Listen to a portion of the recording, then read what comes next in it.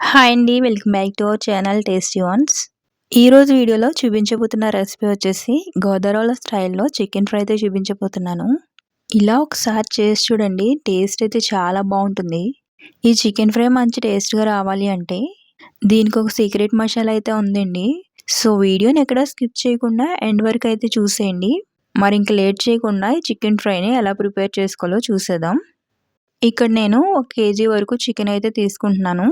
ఇప్పుడు శుభ్రంగా కడిగి పెట్టుకున్నటువంటి చికెన్లో 2 టేబుల్ స్పూన్ల వరకు కారం, 1 టేబుల్ స్పూన్ కల్లుప్పు, 1/2 టీ స్పూన్ పసుపు వేసి, ఇంకా ఇందులో 1/2 కప్పు వరకు పెరుగైతే వేసుకోండి.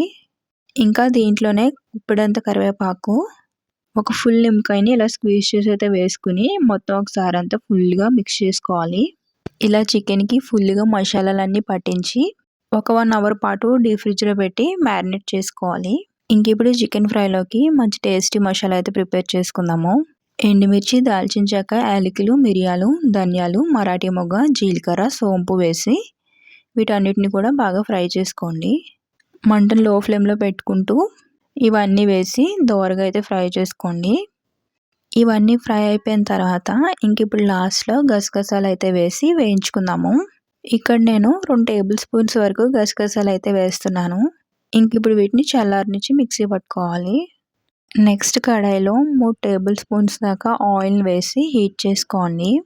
ఆయిల్ హీట్ అయిన తర్వాత 1 టేబుల్ స్పూన్ జీలకర్ర, 4 లవంగాలు, 2 బిర్యానీ ఆకు, 2 మీడియం సైజ్ ఉల్లిపాయలు, 4 పచ్చిమిర్చి చీలికలు, ఇంకా ఇందులో కొంచెం ఉప్పు కూడా వేసి వేయించుకోండి.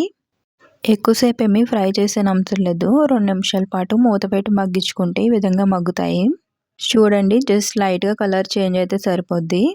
ఇంక ఇప్పుడు గంట పాటు మ్యారినేట్ చేసుకున్న ఈ చికెన్ కూడా వేసుకుని ఇప్పుడు ఒక 5 నిమిషాల పాటు అలా గరిటతో తిప్పుతూనే వేయించుకుని నెక్స్ట్ దీంట్లో ఒక 2 టేబుల్ స్పూన్స్ దాకా అల్లం వెల్లుల్లి పేస్ట్ వేసి పచ్చివాసన పోయేంత వరకు వేయించుకోండి.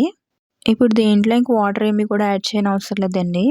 ఇలా మూత పెట్టి మగ్గించుకుంటే కొద్దిసేపటికి వాటర్ అయితే ఫామ్ అవుతాయి కదా, ఆ వాటర్తోనే చికెన్ అంతా కుక్ అయిపోతుంది. చూసారు కదా, ఈ విధంగా కుక్ అయిన తర్వాత ఇంక ఇప్పుడు ఇందులో 4 పచ్చిమిర్చి, గుప్పెడంత కరివేపాకు వేసి ఒకసారి వేయించుకుని ఒక 5 నిమిషాల పాటు మూత పెట్టి మగ్గించండి. అప్పుడు పచ్చిమిర్చి, కరివేపాకు ఫ్లేవర్ అంతా చికెన్కి బాగా పడుతుంది. నెక్స్ట్ ఇప్పుడు దీంట్లో ముందుగా ప్రిపేర్ చేసి పెట్టుకున్న మసాలాని 2 టేబుల్ స్పూన్స్ వరకు వేసుకుని 1 టేబుల్ స్పూన్ కారం కూడా వేసి ఇప్పుడు మంటను మీడియం టు హై ఫ్లేమ్లో పెట్టి అడ్జస్ట్ చేసుకుంటూ ఒక 2 నిమిషాల పాటు గరిటతో తిప్పుతూ అలా వేయించుకోండి. ఇంక ఇప్పుడు ఫైనల్గా కొంచెం కొత్తిమీర కూడా వేసి ఒకసారి అంతా బాగా మిక్స్ చేసి స్టవ్ ఆఫ్ చేసి దించేస్తే స్పైసీ అండ్ టేస్టీగా గోదావరి స్టైల్లో చికెన్ ఫ్రై అయితే రెడీ అయిపోయిందండి. ఈ chicken fry biryani, rice, chapati దేంట్లోకైనా చాలా బాగుంటుంది. మీరు కూడా తప్పగా ట్రై చేసి ఛానల్ అయితే సబ్స్క్రైబ్ చేసుకోండి. Thank you for watching.